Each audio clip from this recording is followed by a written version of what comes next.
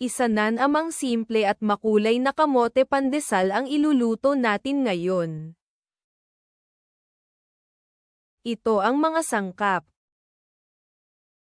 Pindutin mo na lamang ang buton na pampahinto kung gusto mong kopyahin ang mga ito.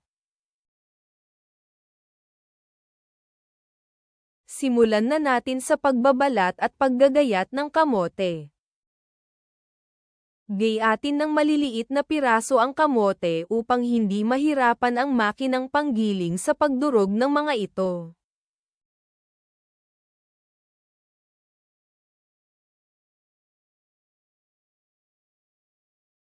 Gilingin na natin ang mga kamote hanggang maging parang inuming kumikembot na lang sila.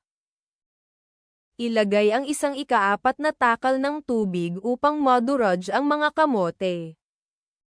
Paghaluin naman natin ang pampaalsa gatas at 2 kutsarang asukal.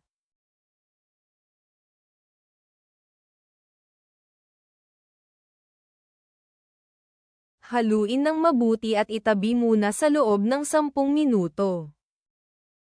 Makalipas ang 10 minuto, pagsama-samahin na natin ang mga sangkap.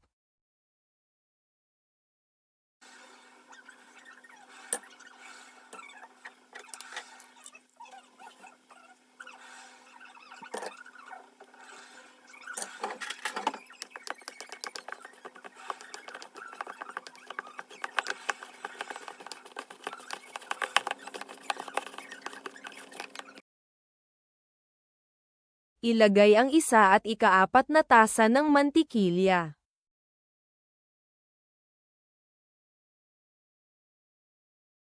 Haluin ng mabuti hanggang sa mangalay ang iyong mga kamay o kaya hindi na ito dumidikit sa inyong mga daliri. Mas mainam kung mayroon kang makinang paghalo.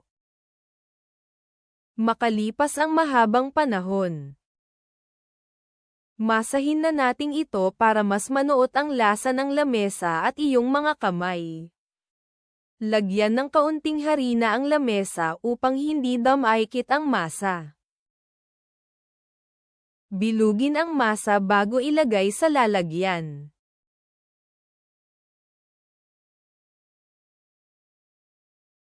Lagyan ng kaunting mantika upang hindi ito damaykit sa lalagyanan. Takaypan ng plastik na pambalot o kaya telang malinis at pagpahingahin ng 1 oras o higit pa. Makalipas ang 1 oras, bigyan ng right hook, left hook at uppercut upang lumabas ang hangin. Ganyan talaga dapat ang ginagawa sa mga kamoteng malalakas ang hangin. Hatiin natin sa 4 na party ang masa. Gawin nating pabilog na mahaba ang masa at hatiin ulit ito sa 4 na parte.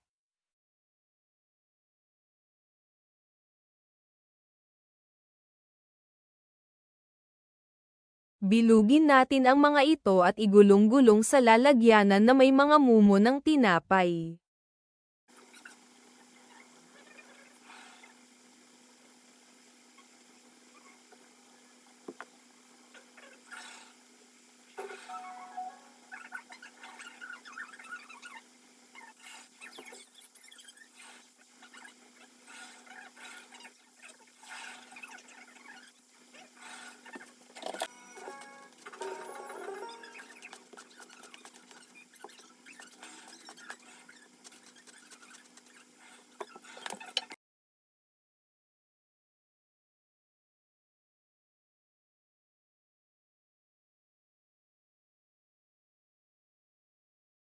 Takpan ulit natin ito ng malinis na tela sa loob ng 30 minuto o higit pa.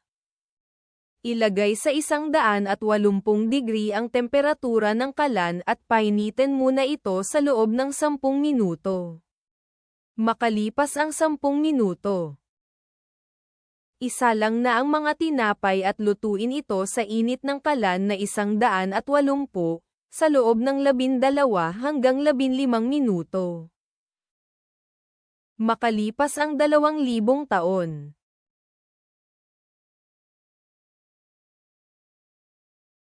Maraming salamat sa iyong panonood. O mga bata, huwag muna kayong mawawala. Hanggang sa muli nating pagkikita. Paalam.